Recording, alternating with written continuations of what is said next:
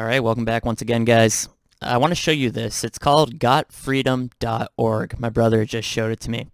It seems like they might be a legitimate group actually trying to get the truth out there and use the Constitution to save our country.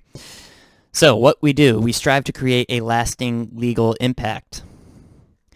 We have taken a step back from the shouting match of who has the loudest voice and seek to speak with clarity and precision. Knowing who we are and where we come from is essential to help determine where we are going.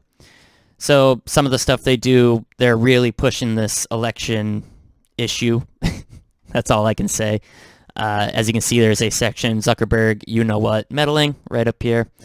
And then they also have a whistleblower section. So I sent them, the whole situation with me getting fired. Hopefully they do something about it. At least share it. That'd be cool. And I wanted to show you this real quick. State action. So you can see all these states here. The red ones, there is evidence, according to gotfreedom.org, of bad stuff. So if we click on Maine, it's going to bring us to this page, also from Got Freedom. And you click on Maine. And there's an article titled Nonprofits Providing Vote-by-Mail Support to City and County Election Offices. So that's what we're going to read, which is right here. Brings us over to Ballotpedia. Okay. Nonprofits providing vote-by-mail support to city and county election offices. Several nonprofits emerged in 2020 to provide support for vote-by-mail programs to city and county election officials. Mark Zuckerberg and Priscilla Chan announced on September 1 that they were providing $300 million in funding to support nonprofits to provide assistance to city and county election offices, with $250 million going to the Center for Tech and Civic Life. I guess we should probably open that up too. The Center for Tech and Civic Life. We'll read that after. And $50 million going to the Center for Election Innovation and Research. I guess we're going to have to read that too, huh? In mid-October, Zuckerberg and Chan announced that they were providing an additional $100 million to CTCL. Prior to September 1 announcement, CTCL had announced various grants it was making to city and county election offices, but without specifying the source of the funding for this activity. The New Yorker reported, quote, Facebook, Google, and major foundations are listed as donors on CTCL's website, but the center declined to say who specifically funded the recent large grants to cities in battleground states this year. The CTCL announced in July 2020 that it would provide $6.3 million in grants to 5 cities in Wisconsin to support their administration of the November 2020 election. In August, CTCL announced that it was preparing an additional round of election administration assistance grants for rural counties. In August, CTCL signed a grant agreement with the city of Philadelphia to provide it with $10 million in election assistance. CTCL is additionally providing $2.2 million in election assistance to Delaware County. Delaware County Councilwoman Christine Ruther expressed appreciation for the funding it is receiving, saying, quote, because I'm not using taxpayer dollars for a lot of these initiatives, I can be more aggressive than maybe some of the other counties can, end quote. Several counties in Georgia, including DeKalb, are working with the National Vote at Home Institute and CTCL to support their election administration. Now, we can see on this list here how this money was divided. And we come down to Maine, $210,000 for Augusta, $272,000 for Bangor, $211,000 for Brunswick, $274,000 for Lewiston. All of this money coming from the CTCL, Center for Tech and Civic Life, as well as the Center for Election Innovation and Research. Both organizations are funded by the highlighted names you see right here. So a direct connection between Facebook guys and what we're going through right now. Let's see what the footnotes say. Haven't looked at these yet. Fox 23 Maine. This is one of the footnotes. Some Maine communities get money from Mark Zuckerberg to help cover election costs. There we go. We can actually click on that if we want, and it still exists today. Here is our source, right? Fox 23, once again. Fantastic work, you guys. Okay. So that's nearly $1 million.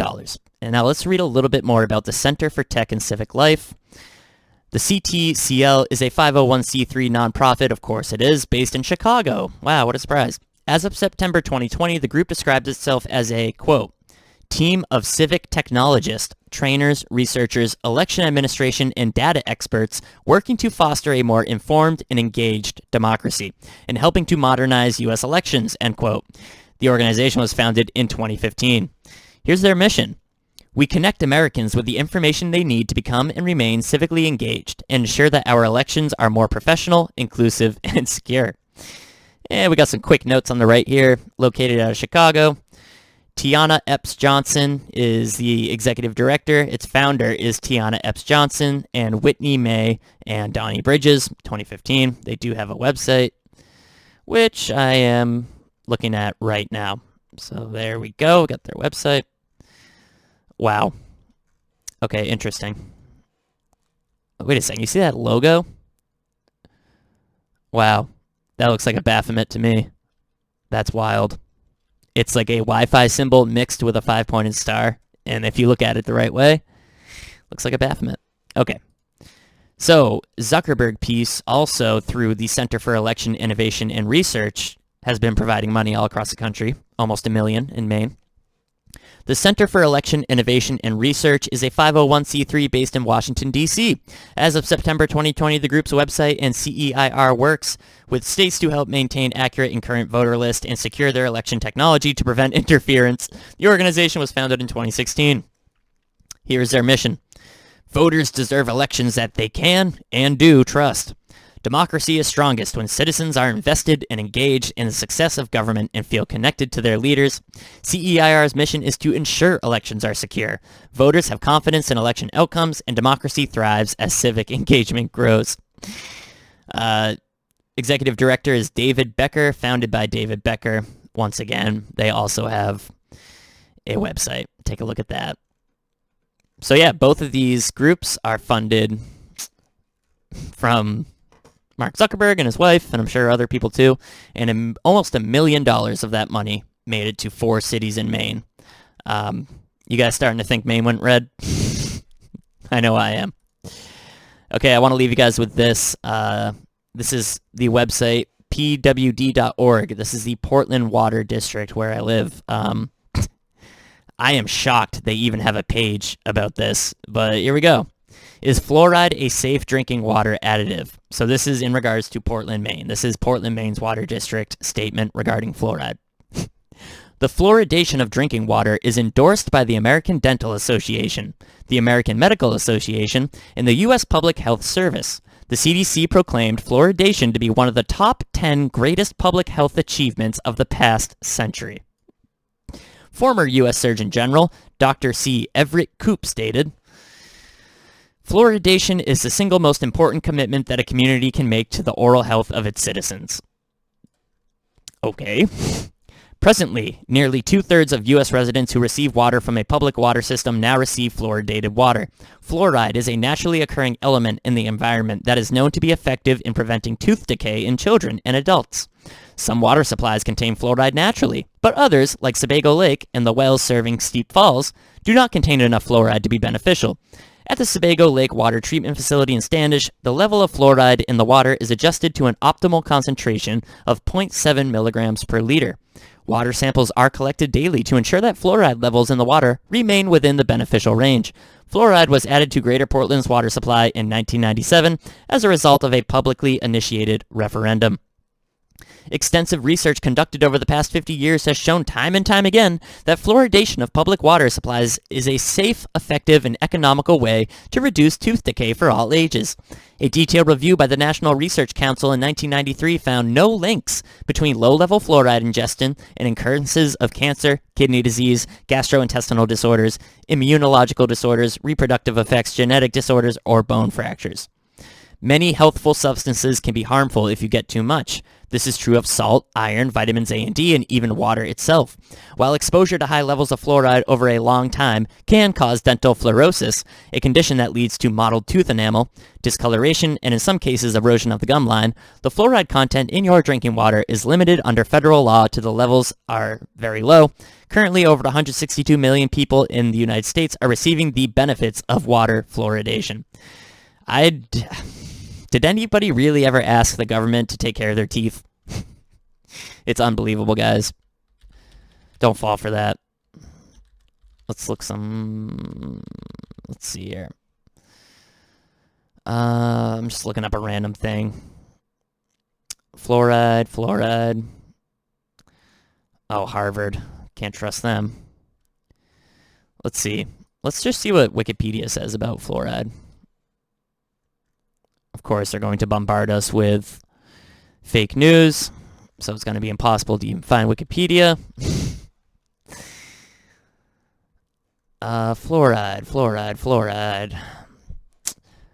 Fluoride is an inorganic monatomic anion with a chemical formula F negative, whose salts are typically white and colorless. Fluoride salts typically have distinctive bitter taste and are odorless. Are they going to talk about its chemical properties? Let's see here. Guys, it is a neurotoxin. We all know this. But of course, they're gonna hide it as much as they can. See if we can even find the word toxin. Oh, look at the very bottom of the page, categories: fluorides, anions, biology and pharmacology of chemical elements, nephrotoxins. What is a nephrotoxin? Let's find out. Fluoride's a nephrotoxin. Let's get the definition of nephrotoxin.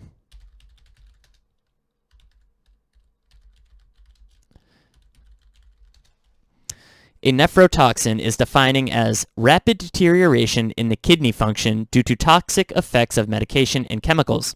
There are various forms, and some drugs may affect renal function in more than one way. Nephrotoxins are substances displaying nephrotoxicity. Nephrotoxicity is toxicity in the kidneys. It is a poisonous effect of some substances, both toxic chemicals and medications, on kidney function. There are various forms, and some drugs may affect kidney function in more than one way. Nephrotoxins are substances displaying nephrotoxicity. So, fluoride can cause kidney failure, among many other things. But thank you. Thanks for putting it in our water. Nobody asked. We appreciate it. All right, guys. I'll be back later.